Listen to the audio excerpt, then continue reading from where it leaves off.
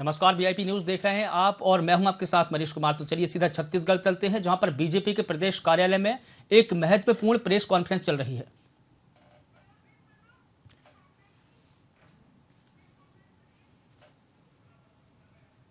तो ये सीधा हम छत्तीसगढ़ लिए चलते हैं आपको, जहां पर एक महत्वपूर्ण प्रेस कॉन्फ्रेंस बीजेपी के कार्यालय पर चल रही है, जहां पर कल छत्तीसगढ़ में बीजेपी ने महंगाई और बेरोजगारी को लेकर प्रदर्शन किया है और अब बीजेपी एक महत्वपूर्ण मुद्दे पर प्रेस कॉन्फ्रेंस करने जा रही है। लगातार बीजेपी भूपेश बघेल सरकार पर हमलावर है और इस बीच में आज फिर उन्होंने प्रेस कॉन्फ्रेंस का आयोजन किया है। आज फिर भूपेश बघेल सरकार बीजेपी के रडार पर रहेगी।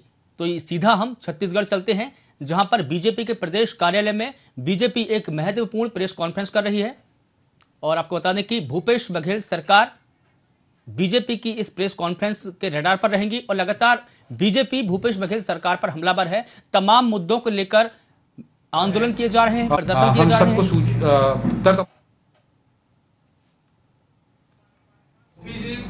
कांग्रेस पार्टी ने इस किताब के प्रचार प्रसार पे ही उंगली उठा दिया जी। सवाल भी किया है कि जब विशेषज्ञों के द्वारा इसमें आर्टिकल दिए गए तो प्रचार प्रसार की आवश्यकता क्यों? देखिए भैया, एक्चुअली जब भी कोई बात होती है तो कई बातें होती हैं जो कई बातें हमको खुद को पता नहीं होती, या बहुत से बड़े बड़े इंटेलेक्चुअल्स को भी कई बातें कई बार नहीं पता होती हैं।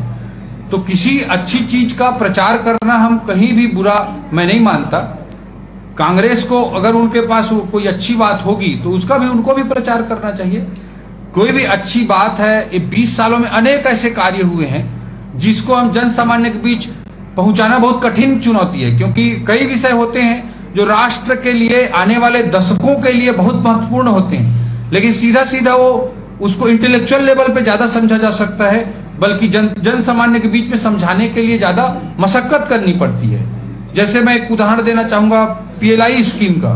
मोदी जी ने प्रोडक्शन लिंक्ड इंसेंटिव स्कीम चालू किया इलेक्ट्रॉनिक सेक्टर में, डिफेंस के सेक्टर में, API एक्टिव फार्मास्यूटिकल इंग्रेडिएंट के सेक्टर में, मेडिसिन के सेक्टर में, ऑटोमोबाइल के सेक्टर में, इलेक्ट्रॉनिक व्हीकल के सेक्टर में, और एक मैन्युफैक्चरिंग हब बनाने की दिशा में भारत में बहुत बड़ा काम हुआ है। और इसी तरह काम मैं उदाहरण बार बार देता हूं। साउथ कोरिया में एक प्रेसिडेंट पार्क था जो 1970 के दशक में इस तरह का रिफॉर्म किया था, जिसके बाद साउथ कोरिया डेवलपिंग से डेवलप्ड कंट्री बनता चला गया और आज की तारीख में कई इंडिकेटर्स पे अमेरिका और यूरोप को भी पीछे छोड़ चुका है। तो इस तरह के जो विजनरी कार्य होते हैं, जो आने वाले 2 दशकों 3 दशकों के लिए होते हैं, उन कामों को कई बार हम बहुत गहराई से नहीं जानते होते हैं। तो इस तरह के बातों को हमको जन जन तक पहुंचाने के लिए, सभी के बीच पहुंचाने के लिए प्रयास भी करना पड़ता है, और लोकतंत्र में अपनी अच्छी बात हो उसको जन सामान्य तक पहुंचाने का प्रयास को किसी नकारात्मक रूप में नहीं देखा जाना चाहिए। चौधरी जी, किताब किन किन कांग्रेसी नेताओं को पढ़नी चाहिए और क्या सीखना चाहिए? देखिए, सभी कांग्रेसी नेताओं को, भाजपा नेताओं को, राजनीति से अलग पत्रकार मित्रों को और डॉक्टरों को, वकीलों को, सबको पढ़नी चाहिए, क्योंकि वो जब गुजरात के मुख्यमंत्री रहे हैं तो पूरे गुजरात के मुख्यमंत्री थे, या भारत देश के आज प्रधानमंत्री हैं तो पूरे भारत देश के प्रधानमंत्री हैं।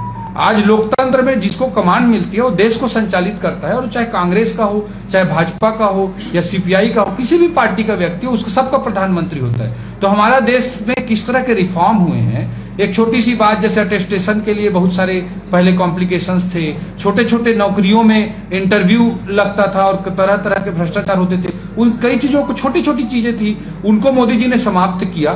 तो अटेस्टेशन जो लगता था उसको समाप्त किया। तो इस तरह के बहुत सारे रिफॉर्म हमारे देश के प्रधानमंत्री ने किया है, किसी भाजपा के या कांग्रेस के किसी प्रधानमंत्री ने, पूरे देश के प्रधानमंत्री ने किया है। इसलिए सभी को ये बातें पढ़नी चाहिए, और हम तो ये कहते हैं कि इन बातों को आप पढ़िए, उनका तार्किक विश्लेषण करिए। आप अपने सब लोग बुद्धिजीवी हैं, सब अपने पैमाने पे परखिए, जानिए, और उसके बाद अपनी जो सोच है उसको बिल्टअप करिए। हम ये नहीं बोल रहे हैं कि हम जो बोल रहे हैं उसी बात को आप मान लें, लेकिन मैंने PLI स्कीम का जैसे जिक्र किया, या रिन्यूएबल एनर्जी के डायरेक्शन में आप पढ़ेंगे, मतलब देखेंगे कि कच्छ में बहुत बड़ा काम हुआ है, उस प्रयास के बारे में हमको जानना चाहिए।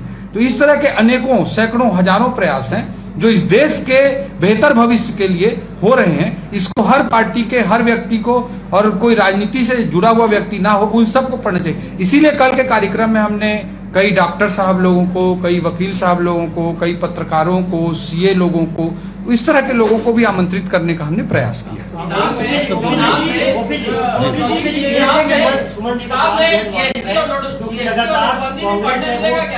एक एक करके भैया, एक एक करके भैया, एक एक करके भैया जी। सुमन जी का सवाल बेहद वाजिब है क्योंकि लगातार गुजरात मॉडल पर भूपेश सरकार सवाल उठाते हैं, तो क्या गुजरात मॉडल का इसमें जिक्र किया होगा?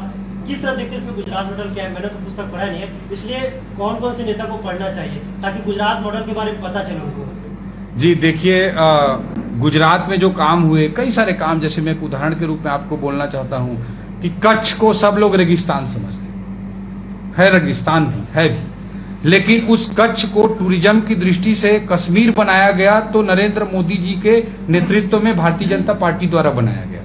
अमिताभ बच्चन जी की आवाज को शामिल किया गया और कच्छ के रण उत्सव का पूरा देश पे प्रचार किया गया, और वो जो रेगिस्तान, जो मरुभूमि थी, उसको टूरिज्म का गढ़ बनाया गया, वहां के लोगों के लिए रोजगार के अवसर पैदा किए। एक काम मैं जिक्र करता हूं। दूसरा काम मैं बोलना चाहूंगा आपको कि जैसे इलेक्ट्रिसिटी फीडर की बात। तो छत्तीसगढ़ के बीजेपी प्रदेश कार्यालय में यह महत्वपूर्ण प्रेस कॉन्फ्रेंस चल रही थी, जहां पर उन्होंने पिछली सरकार के कई विजन को मीडिया के समक्ष में रखा है, पिछली सरकार की कामयाबी को मीडिया के समक्ष रखा है, और ये महत्वपूर्ण प्रेस कॉन्फ्रेंस हम बता रहे हैं आपको।